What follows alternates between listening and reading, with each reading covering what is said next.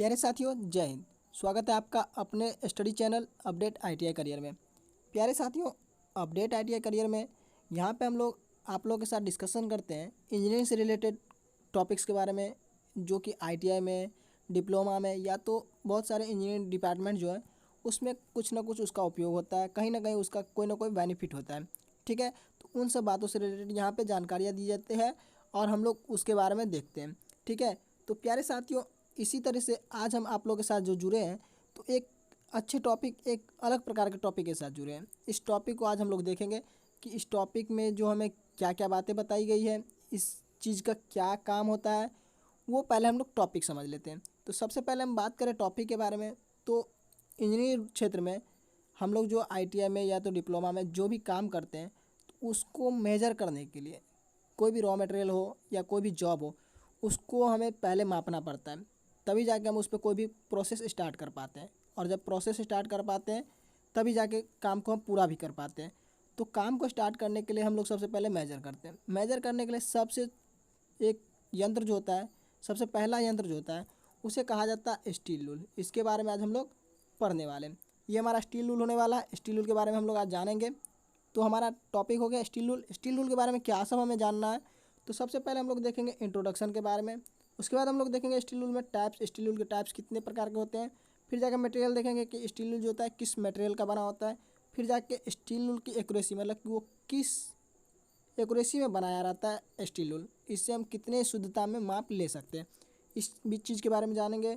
फिर जाके उपयोग देखेंगे। फिर जाके प्रिकॉशन देखेंगे कि स्टील रूल का प्रिकॉशन क्या है, स्टील रूल को हम किस प्रकार से रखें ताकि हमारा स्टील रूल ख़राब ना हो। तो ये सारी बातें हैं जो आज हम लोग जानने वाले हैं स्टील रूल से रिलेटेड।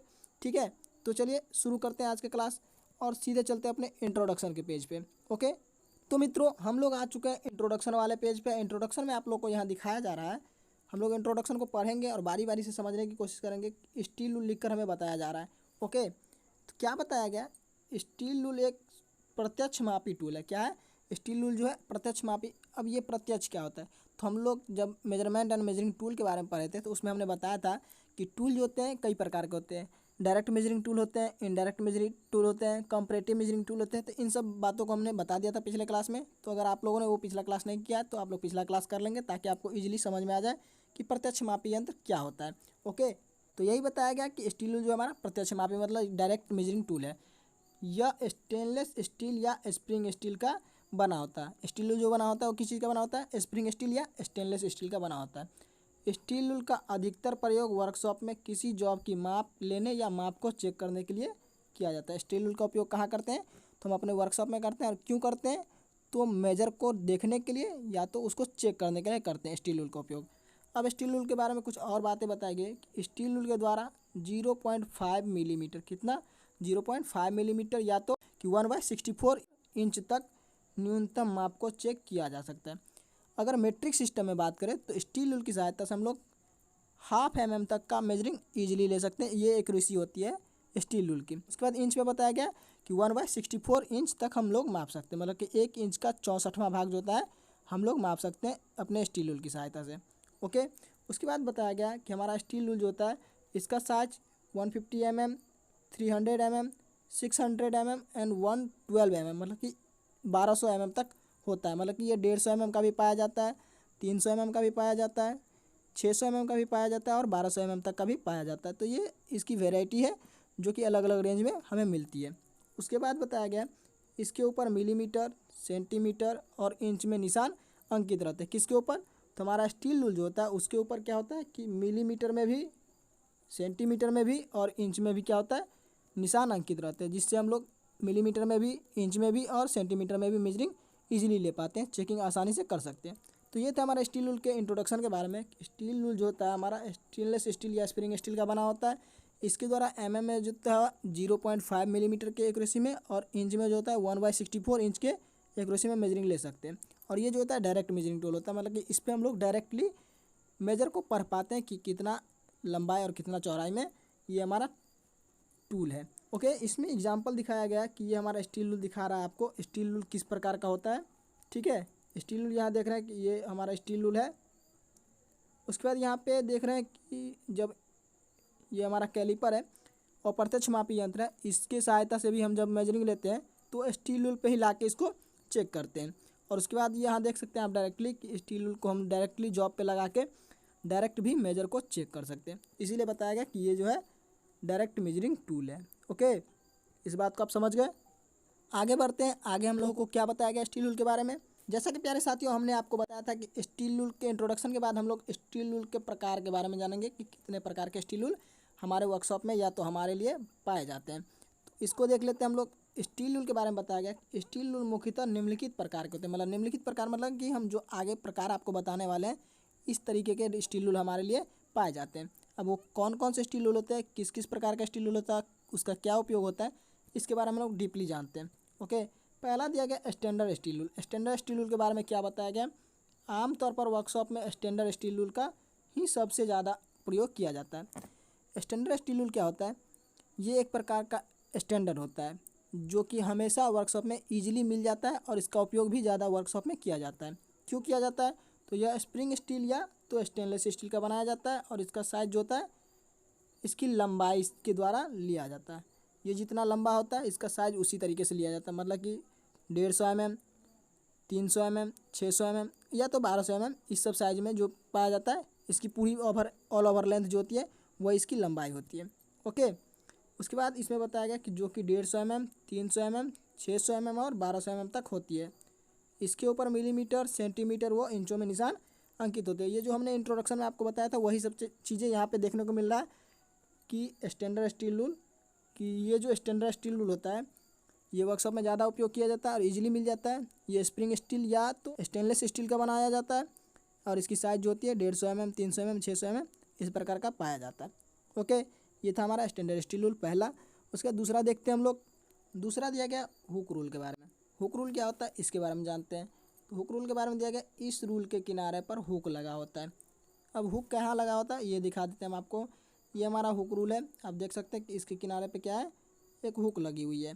अब क्यों लगी हुई इसके बारे में जानते हैं। जिसकी किसी स्लॉट या ग्रुप को छोड़कर बाकी भाग का माप आसानी से माप लिया जाता है।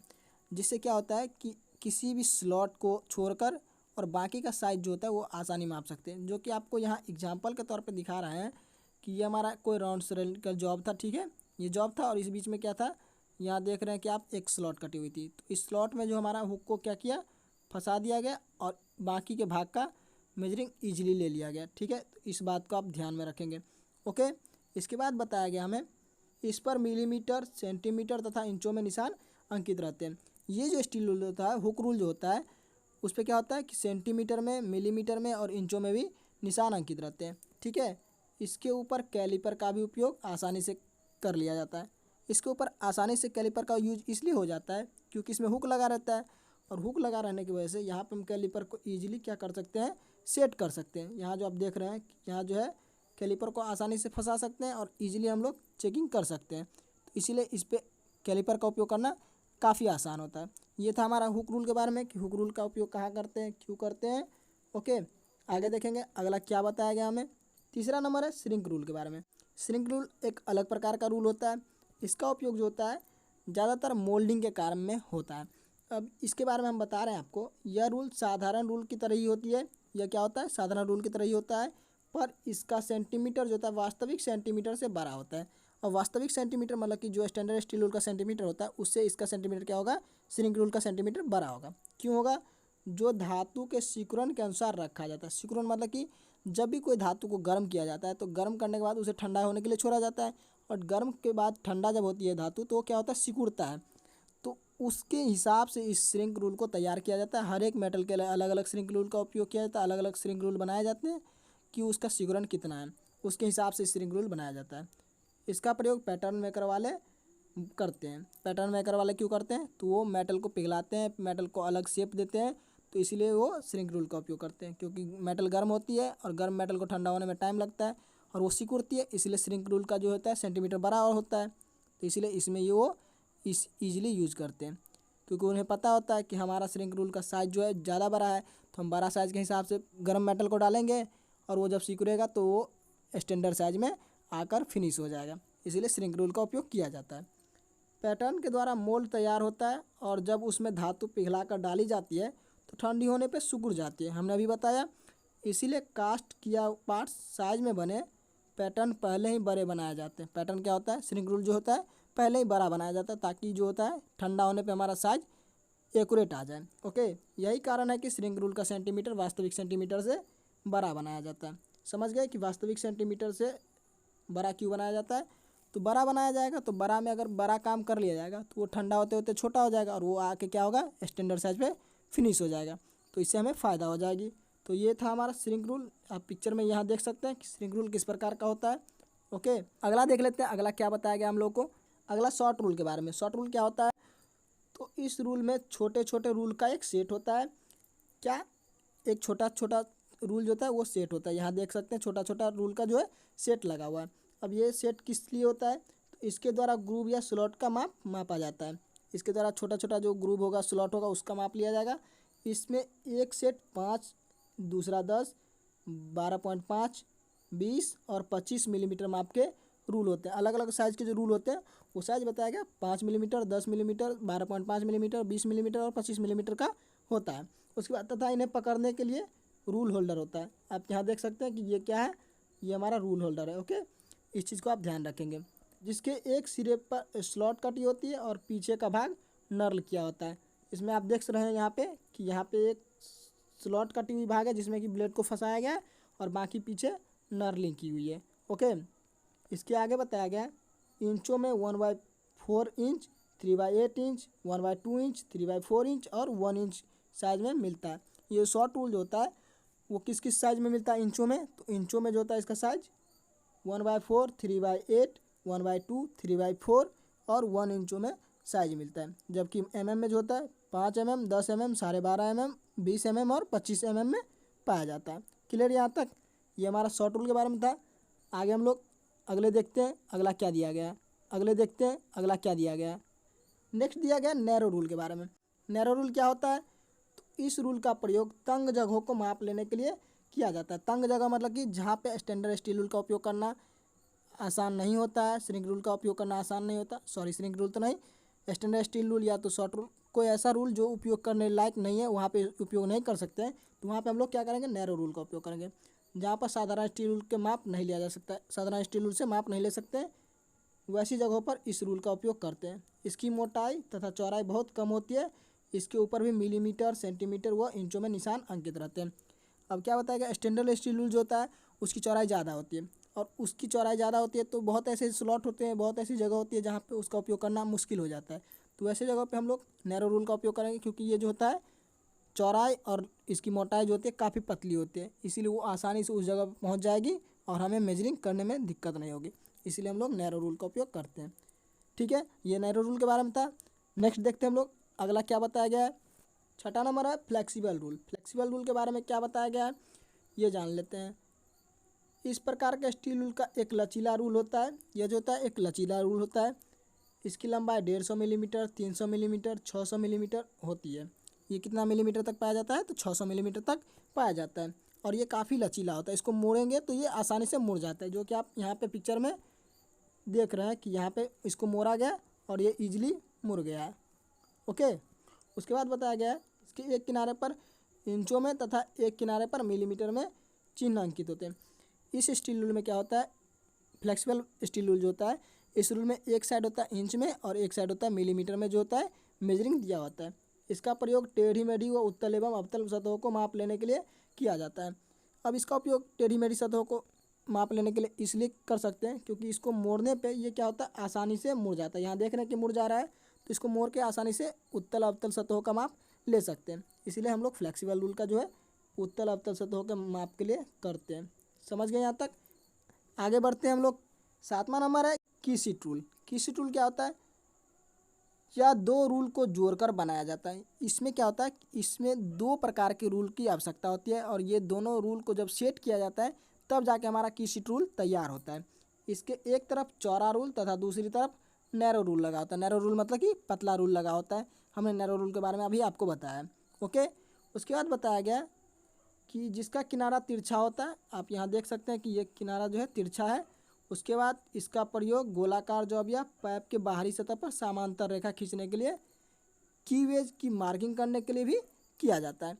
अगर कोई सिलेंड्रिकल जॉब है तो इस पर इस प्रकार से सेट करके, ये जो सेट किया गया इस प्रकार सेट करके आप लोग मार्किंग कर सकते हैं, समांतर लाइन भी खींच सकते हैं, या तो अगर कीवे काटना हो तो कीवे का भी मार्किंग आसानी से किया जा सकता है।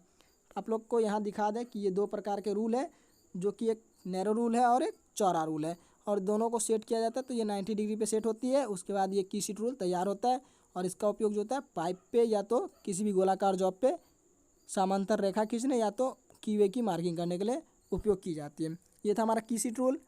आगे बढ़ते हैं, 8वां देखते हैं। 8वां क्या बताया गया हमें। अगला दिया गया कैलिपर रूल के बारे में। कैलिपर रूल किस प्रकार का होता है। यह कैलिपर की भांति स्लाइड करता है। आप लोग वर्नियर कैलिपर के बारे में जानते हैं। कैलिपर किस प्रकार से स्लाइड करता है, तो एक मेन स्केल होता है, एक वर्नियर स्केल होता है। लेकिन इसमें मेन स्केल और वर्नियर स्केल नहीं होगा। इसमें क्या होगा कि इसमें एक चौड़ा रूल और इसके बीच एक नैरो रूल स्लाइड करता है। आप यहाँ देख रहे हैं कि ये हमारा नैरो रूल है और एक जो हमारा ये चौड़ा रूल है। ठीक है, ये दो प्रकार के रूल से बना होता है। उसके बाद इसमें भी कैलिपर की भांति जॉ होते हैं। आप लोग यहाँ देख सकते हैं कि इसमें भी एक जॉ इधर और एक जॉ इधर, ये कैलिपर के भांति होता है, जो कि इंटरनल जॉब और एक्सटर्नल के मेजरिंग को आसानी से कर सकता है। इसके द्वारा जॉब के अंदर व बाहर माप लिया जा सकता है। ये कैलिपर के जॉ की तरह होता है, और जॉ में जो होता है इस प्रकार से डिजाइन किया रहता है कि इंटरनल मेजरिंग और एक्सटर्नल मेजरिंग भी आसानी से कर सकते हैं। ये दो प्रकार के रूल, चौड़ा रूल और नैरो रूल से मिलकर बना होता है और स्लाइडिंग के प्रोसेस पे काम करता है। ओके, इस बात को आप याद रखेंगे। कैलिपर रूल जो होता है स्लाइडिंग के प्रोसेस पे काम करता है। एग्जाम में बार बार क्वेश्चन पूछे जाते हैं। ठीक है, आगे बढ़ते हैं हम लोग। नेक्स्ट है हम लोग को steel tape rule. Steel tape rule क्या होता है। स्टील टेप रूल के बारे में बताते हैं। यह एक फोल्डिंग स्टील रूल है, जो कि एक गोलाकार बॉक्स के अंदर होता है। आप यहाँ देख रहे हैं कि ये जो है गोलाकार बॉक्स है, इसके अंदर जो हमारा ये स्टील रूल अंदर में गोलाकार रूप में है। ओके, उसके बाद बताया गया इसकी लंबाई 6 फुट तक होती है। कितनी लंबाई होती है, तो 6 फुट तक होती है। वर्कशॉप में इसका प्रयोग अधिकतर बड़े जॉब एवं बड़े आकार के सीटों की मेजरिंग के लिए किया जाता है। बड़े आकार का जब सीट होगा, बड़े आकार का जब जॉब होगा, तो उसको मेजर करने के लिए क्या होगा, तो इस प्रकार के रूल का, स्टील टेप रूल का उपयोग करेंगे। इसका ज़्यादातर उपयोग जो होता है हमारे वर्कशॉप में बड़े बड़े जॉब को मापने के लिए करते हैं, या तो कारपेंटर लोग इसका उपयोग ज़्यादा करते हैं। इसके ऊपर इंच तथा सेंटीमीटर में निशान अंकित होते हैं। किस चीज़ में निशान रहते हैं, तो सेंटीमीटर में और इंच में निशान अंकित रहते हैं। ये हमारा स्टील टेप रूल था। स्टील टेप रूल के बारे में हमने आपको बता दिया। अब 10वां देखते हैं। 10वां क्या दिया गया है, क्या दिया गया है। 10 नंबर है स्टील टेप। अब हमने स्टील टेप रूल के बारे में बताया। अब ये आ गया स्टील टेप। ये क्या होता है, इसके बारे में देख लेते हैं। यह भी स्टील टेप रूल की तरह ही होता है। हमने अभी बताया कि स्टील टेप रूल के बारे में हमने देखा, और ये स्टील टेप आ गया। तो ये क्या होता है, तो ये दोनों जो होते हैं आपस में कहीं ना कहीं मिलते जुलते होते हैं, लेकिन इसकी लंबाई जो होती है 100 मीटर तक होती है। कितनी मीटर होती है, तो वो थी 6 फुट तक की, और ये होगी 100 मीटर तक की होगी। ठीक है, इसका लंबाई जो होगा स्टील टेप का, ये 100 मीटर तक का होगा।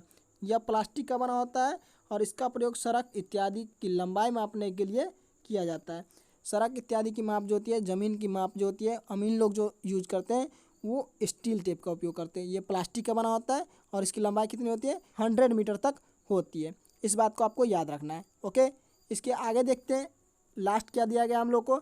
अब लास्ट प्रकार पे हम लोग आ चुके हैं, और लास्ट प्रकार हम लोग के सामने ये रहा, rule depth gauge. Rule depth gauge क्या होता है, इसके बारे में समझते हैं। छोटे छोटे स्लॉट, कीवेज और ग्रूव इत्यादि को गहराई मापने के लिए इसका प्रयोग किया जाता है।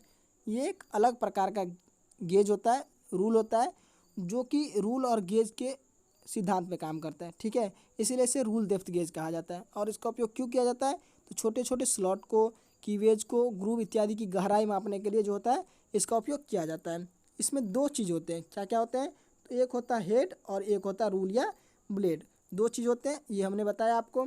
अब कौन सा रूल होता है, कौन सा ब्लेड होता है और कौन सा हेड होता है, इसके बारे में समझते हैं। तो यहाँ पिक्चर में देख रहे हैं, तो ये जो हमारा है इसे बोला जाता है हेड, और उसके बाद ये जो हमारा भाग है इसको बोला जाता है रूल या ब्लेड। ओके, ये बात आप याद रखेंगे। इसके आगे देखते हैं हम लोग। तो ये बताया गया इसका हेड स्टील का बना होता है। हेड क्या होता है, तो हेड स्टील का बना होता है। ये जो होता है स्टील का बना होता है। और उसके बाद कहा गया कि जिसमें लंबाई एक आयताकार स्लॉट कटा होता है। इसके अंदर जो होता है बीच में आयताकार स्लॉट कटा होता है। क्यों कटा होता है, ये समझाते हैं हम आपको। तो अगर स्लॉट नहीं कटा रहेगा तो इसके अंदर हमारा क्या होगा कि हमारा ब्लेड नहीं जा पाएगा, इसीलिए इसके अंदर जो होता है यहाँ पे लंबी स्लॉट कटा होता है। ठीक है, इस बात को ध्यान रखेंगे। इसके बाद बताया गया इस स्लॉट में नैरो रूल फिट किया जाता है। नैरो रूल जो है हमारा ये दिखाया गया आपको, ये हमारा फिट रहता है। उसके बाद नैरो रूल को कहीं भी सेट करने के लिए इसके हेड पर एक लॉकिंग स्क्रू लगा होता है। इसमें क्या होता है, एक लॉकिंग स्क्रू लगा होता है। यहाँ पे आप लोग बीच में देख रहे हैं, अभी मिटा दे इसको। तो उसके बाद हम समझा रहे हैं, यहाँ पे आपको दिखाया गया कि ये जो है एक स्क्रू लगा हुआ है, ये नैरो रूल को कहीं भी सेट करने के लिए दिया रहता है। ओके, इसके बाद आगे बताया जा रहा है इस स्क्रू की सहायता से इसे आवश्यक माप पर सेट किया जा सकता है। इसको हमें जहाँ भी सेट करना होगा नैरो रूल को, वहाँ हम इस नट की सहायता से सेट कर लेंगे और मेजरिंग ले लेंगे। ओके, ये हमारा जो है यहाँ दिखाया गया कि मेजरिंग किस प्रकार से लिया जाता है। आप यहाँ देख सकते हैं कि पहले इसमें माप को सेट किया गया और उसके बाद इस लॉकिंग नट की सहायता से लॉक करके इसकी रीडिंग को पढ़ ली जाएगी। तो इस प्रकार से हम लोग उपयोग करते हैं हमारे रूल डेप्थ गेज का। ठीक है, ये हमारा रूल डेप्थ गेज था। इसके बारे में अगर कोई डाउट रहता है तो आप हमें कमेंट बॉक्स में पूछेंगे, और नहीं अगर समझ जाते हैं तो वेल डन, आप लोग इस बात को याद रखेंगे। ठीक है, आगे बढ़ते हैं। आगे क्या बताया गया हमें प्यारे साथियों, हम लोग अभी तक थे टैप्स के बारे में कि टैप्स किस प्रकार के रूल्स पाए जाते हैं और उन रूल का कहाँ पे किस प्रकार का उपयोग होता है। अब हम लोग रूल से बाहर निकल चुके हैं और रूल जो हमारा था, रूल का टाइप्स जो था वो हमारा ख़त्म हो चुका है। तकरीबन 10 या 11 टाइप के हमारे रूल होते हैं जिसका हमने उपयोग बता दिया। वो किस चीज़ के बने होते हैं, कितने लंबाई होती है, कैसे पाए जाते हैं, ये सारी बातें हमने आपको बता दी। अब हम लोग आगे जब बढ़े हैं तो उसमें हमें दिया गया मटेरियल के बारे में कि ये जो होता है स्टील रूल किस मटेरियल का बना होता है। तो मटेरियल के बारे में सबसे पहले देखेंगे कि हमारा स्टील रूल किस चीज़ का बना होता है। तो सबसे पहले दिया गया स्टील रूल प्रायः स्टेनलेस स्टील या तो स्प्रिंग स्टील का बनाया जाता है। स्टेनलेस स्टील या स्प्रिंग स्टील का क्यों बनाया जाता है, तो हम लोग कभी कभी गर्म धातु को भी नापते हैं, ठंडी धातु को भी नापते हैं।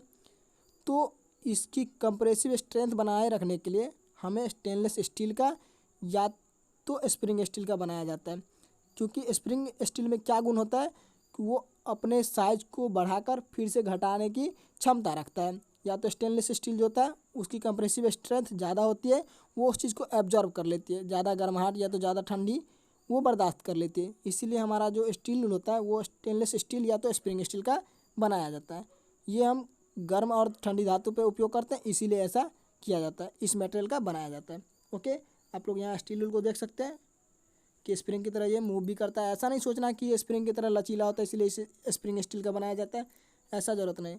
इसमें गर्म और ठंडी धातु का उपयोग किया जाता है। जब गर्म और ठंडी धातु पर हम काम करते हैं तो डायरेक्ट हम स्टील रूल लगा कर चेक कर लेते हैं। तो वो गर्माहट जो आती है हमारे स्टील रूल में, तो उसकी वजह से इसकी एक्यूरेसी ख़राब हो सकती है। तो उसको एब्जॉर्ब कर सके इसलिए क्या करते हैं, स्टेनलेस स्टील या तो स्प्रिंग स्टील का बनाया जाता है। ओके, ये था हमारा स्टील रूल के बारे में कि किस मटेरियल का बनाया जाता है। इसके बाद कुछ और बताया गया, कुछ स्टील रूल प्लास्टिक के भी बनाए जाते हैं जिसका उपयोग अमीनी कार्य के लिए ज़मीन मापने के लिए करते हैं।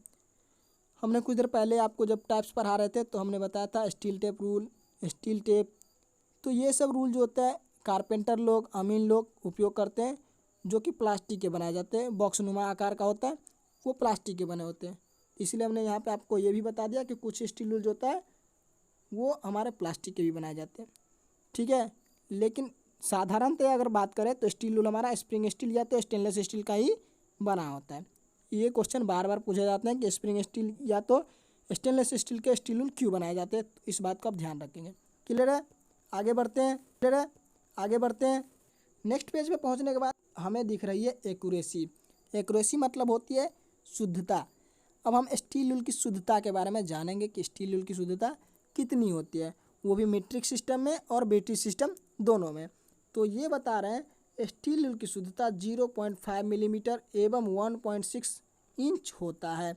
स्टील रूल की जो एक्यूरेसी होती कितनी होती है, तो मिलीमीटर में हमें बताया गया कि वो 0.5 mm मतलब कि हाफ mm, और इंच में बताया गया 1/64 इंच होता है। ओके, अर्थात हम कह सकते हैं कि स्टील रूल का सूक्ष्मतम माप मीट्रिक प्रणाली में 0.5 मिलीमीटर, कितना 0.5 मिलीमीटर। इसको याद रखना है आपको कि मीट्रिक प्रणाली में 0.5 मिलीमीटर मतलब कि हाफ mm, और ब्रिटिश प्रणाली में 1/64 mm कि मतलब 1 इंच का 64वां भाग हम लोग ब्रिटिश प्रणाली में नाप सकते हैं स्टील रूल के द्वारा।